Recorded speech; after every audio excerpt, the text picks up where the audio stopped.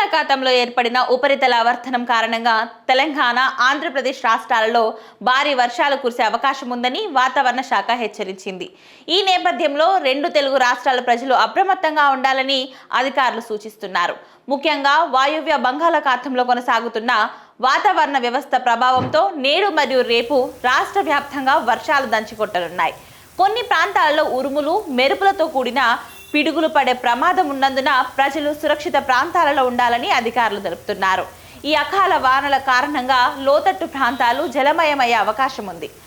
ఎలినో ప్రభావం తగ్గుముఖం పడుతుండటంతో నైరుతి రుతుపవనాలు మళ్లీ పుంజుకొని వర్షాలు జోరుగా కురుస్తున్నాయి.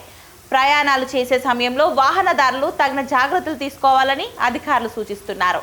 ఇక ఉత్తర ఆంధ్రప్రదేశ్ జిల్లాలలో రాబోయే 2 రోజుల పాటు వానలు భారీగా పడతాయని వాతావరణ శాఖ ప్రత్యేకంగా పేర్కొంది.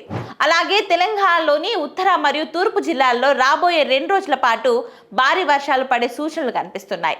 పెద్దపల్లి, భద్రాద్రి కొత్తగూడెం, నిజామాబాద్, జగిత్యాల, నిర్మల్ జిల్లాలకు ఎల్లో అలర్ట్ జారీ చేయడం జరిగింది. అలాగే మంచిర్యాల, ఆదిలాబాద్, ఆసిఫాబాద్ జిల్లాలలో కూడా బలమైన గాలులతో కూడిన వర్షాలు కురుస్తాయని సమాచారం. వాతావరణ శాఖ సూచనలను ఎప్పటికప్పుడు గమనిస్తూ అప్రమత్తంగా ఉండాలని ప్రభుత్వం విజ్ఞప్తి చేస్తుంది. అత్యవసర సమయాల్లో తప్ప వేటి కోసం బయటికి వెళ్ళకూడదని అధికారులు సూచిస్తున్నారు.